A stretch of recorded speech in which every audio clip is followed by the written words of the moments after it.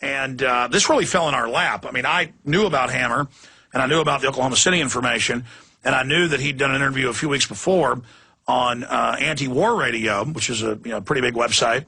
And I checked into it, and there's nothing illegal about interviewing him. In fact, what they're doing is illegal under the First Amendment. I mean, I don't want to be arrested and disappear into a black hole, and I can't ever get out to the media. But they did come and grab him, and he is fearing for his life, and they told him they wanted to take him to an unscheduled middle-of-the-night medical exam, but he refused, and you do have control over yourself in medical issues. It's one of the few rights you still have on death row. And I'm not saying David Hammer's a perfect person, but his whole story matches with the stuff we already have, the info we already have in triplicate. Plus, he is on death row for, basically killing somebody in a fight in prison. I'm not saying that's good. That's bad. He was in prison for something else and then went on death row for murder in prison. So very, very serious information. But we have this new development, and it's up on Infowars.com. Key Oklahoma bombing witness denied access to attorneys, fears for his life by Kurt Nemo. And then it has the full letter in here by David Hammer. But right now, we're going to go to Margaret Roberts, who's been a key researcher involved in this for years. Margaret, good to have you with us. Thank you, Alex. It's good to be here. I wish it was under other circumstances. Absolutely. How are they keeping him from talking to the media, even though courts are ruling they can't do this? Well, I think what happens is, in theory, these inmates are allowed to have interviews, but every time somebody specifically, some reporter or producer specifically requests an interview with Hammer, it's denied. So it's, time and time again, he has not been able to speak to the media. Now, just recapping briefly Hammer's case, do that for us because you've been an integral part of the research, and then currently flesh out what's in his letter about the type of persecution he's going through for the information he's put out here, because the feds told him, if you won't write this book about McVeigh being a U.S. government agent, and saying that they were going to stage his death, which is what two separate reporters said at the time. He was still breathing when McVeigh was brought out, when he was executed. I mean, he doesn't have any motive to be doing this except that he is telling the truth. Yeah, I think he really doesn't have a motive. You see Hammer say, I'm going to die in prison. And actually, Alex, the reason I agreed to write the preface, I actually wrote the preface for this new book, Deadly Secrets. And the reason I did that was that as a journalist, I knew very well that credibility was going to be the issue for David Hammer. And I've been following your website here this morning, and I see that this has kicked up quite a lot of noise, and people are rightly saying, why should we believe this guy on death row?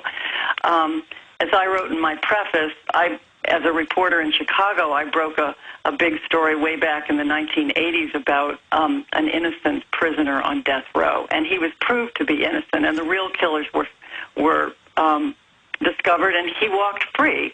And to me, the lesson was, yes, you have to exercise great scrutiny when you examine a story that's coming off death row, but at the same time, Alex, the truth can come off death row. So that was the lesson there for me.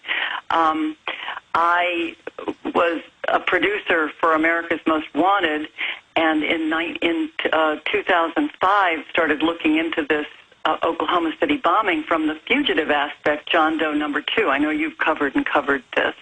That's when I ran into Jesse Trinidu and David Hammer's interviews with Timothy McVeigh, and the possibility that Jesse Trinidu's brother Kenneth, who was a mysterious prison suicide, in quotation marks, that he may have been linked to the bombing. So that's how I became involved in this research.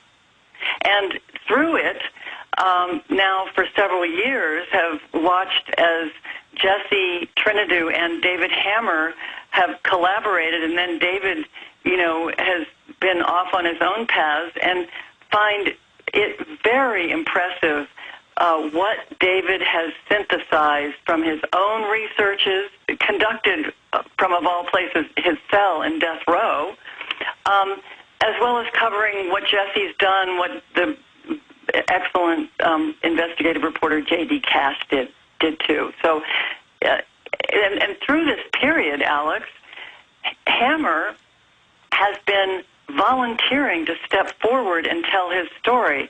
I noticed that one of your writers to the website this morning was commenting on the demeanor, the tenor of Hammer's presentation to you in that excellent hour-long interview you did last week.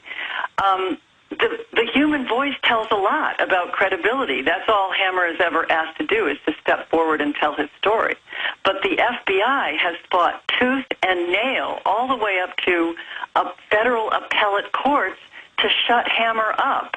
And I think any reasonable mind would have to ask, 15 years after the fact, why is that so important that you not allow a man to tell a story? Well, even more than that, certainly there's a cover-up going on, and they're fighting very hard to continue it. But everything he's been saying years later with Jesse Trinity's lawsuits comes out in federal documents, comes out in major newspapers. It comes out that the feds were basically running Elohim City, that there were warnings, that the head of the FBI anti-terrorism group was there the week before and the day of the event and lied about it. He wasn't in Dallas. Absolutely. The list goes on. And this was a government operation separate from anything Hammer says. It's just incredible, the amount of evidence from all of your research. What's the bottom line on Oklahoma City? Well, you know, every reporter, every journalist always has a working theory. Which is subject to change. The more you learn, the more you know. But I think a very important dot that Hammer connects, and by the way, if I may share for your listeners, this book is only available one place, the website for the publisher, www.authorhouse.com. That's the only place you can read this book. My working theory, based upon my own research and watching what Hammer and Jesse Trinity have developed, and I think this is a dot that Hammer connects, a very important one, Alex, is the use of criminals as informants reporting directly to federal law enforcement. I think that's going to be a major element of this story once the whole story is told.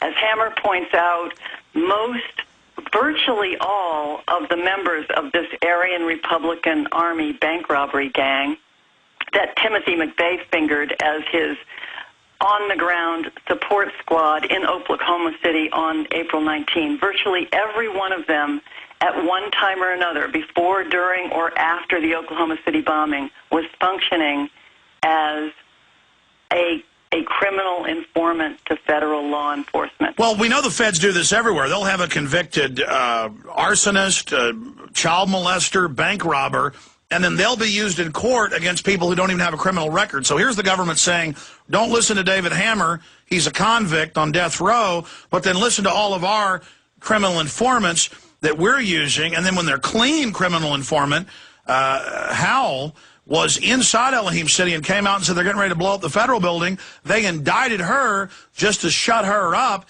because one agency didn't know what the other agency was doing. But finishing up with that, we need to talk about Mr. Hammer, what we know about him now being basically punished, and his letter that made it out. Have we heard anything else from him? Actually, yes. I'm happy to say, Alex, that this morning I have had another email from Hammer. He remains extremely concerned about what is to come. Obviously, this disciplinary, procedure will go forward. How heavy it's going to be is unknown so far.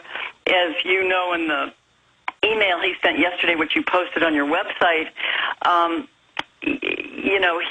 he was, fearing that it was going to be heavy consequences and was expecting that all of his communications would be shut down. So far, that has not happened.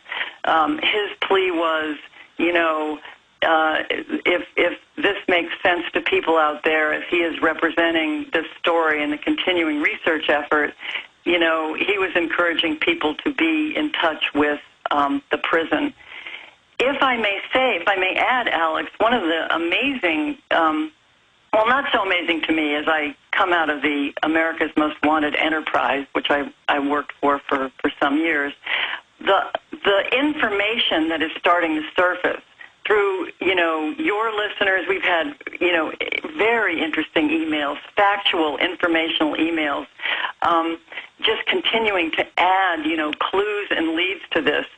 This is what could be the tipping point of this entire investigation, is that if, as David Hammer has shaken the tree here to bring information in, and as you have, you know, had the courage to, you know, get on the air and really give this a hearing,